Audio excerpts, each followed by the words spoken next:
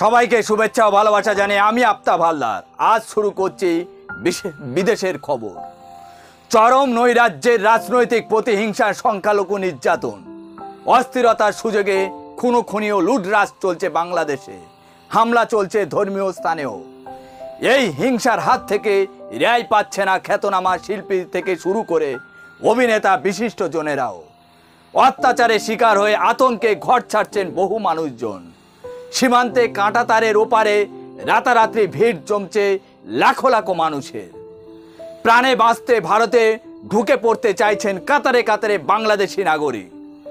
উত্তরবঙ্গে কোচবিহারে শীতলকুচি, পাঠানটুলি, জলপাইগুড়ির বেরুবাড়ির মতো সীমান্তবর্তী এলাকায় চাপ বাড়ছে।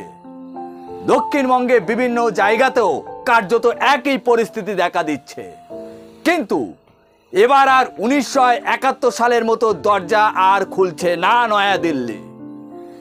অনুপ্রবেশের চেষ্টা থাকতে কঠোর অবস্থান নিয়েছে কেন্দ্রীয় নরেন্দ্র মোদী সরকার।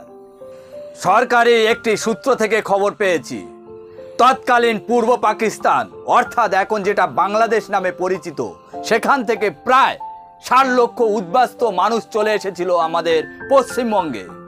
সেই চাপ সামলাতে নাজাল হতে হয়েছিল এবার বাংলার প্রশাসনকে।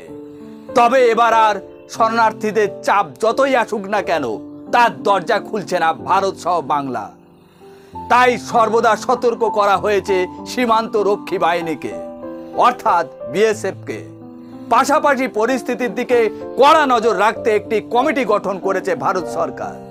বিএসএফ এর ইস্টার্ন কমান্ডের এডিজি নেতৃত্বে থাকছে ওই কমিটি।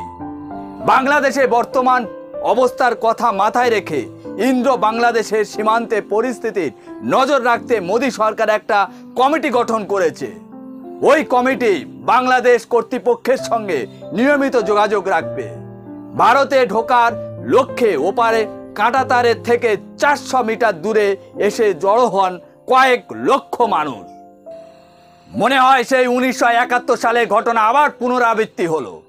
বিএসএফ এর কড়া নজরদারিতে তাদের চেষ্টা ভেস্তে দেয়। পরে বাংলাদেশের সীমান্ত রক্ষী বাহিনী এসে ওই নাগরিকদের সরিয়ে নিয়ে যায়। এখন প্রশ্ন হচ্ছে, ভারতের মুসলিমদের এগিয়ে এসে একযোগে বলা উচিত বাংলাদেশে কোনো হিন্দু ভাই বোনেদের উপর যেন কোনো টর্চার না হয়। তাদের ধর্মীয় মন্দির বলুন বা ধর্মীয় প্রতিষ্ঠান বলুন, সব সুরক্ষিত রাখতে হবে মুসলিম ভাইদের। এই বার্তা যেন বাংলাদেশে যায়। ভারতবর্ষে মুসলমানদের কাছ থেকে যেন এই সৌহার্দ্য সম্প্রীতির বার্তা যেন যায়, এটাই আমরা আশা করি। আবার উল্টো দিকে মোদী সরকারের কাছ থেকে এটাও মুসলমানরা আশা করে তাদেরকে দ্বিতীয় শ্রেণী নাগরিক যেন করে না রাখা হয়। ভারতবর্ষ একটা ধর্মনিরপেক্ষ গণতান্ত্রিক রাষ্ট্র, সেটাও মোদী সরকার ভুললে চলবে না। আজ এখানে শেষ করছি। সবাই ভালো থাকবেন, সুস্থ থাকবেন, আর প্রতিদিন সকালে আমাদের বেঙ্গল নিউজ চ্যানেল দেখবেন। Tata, bye bye.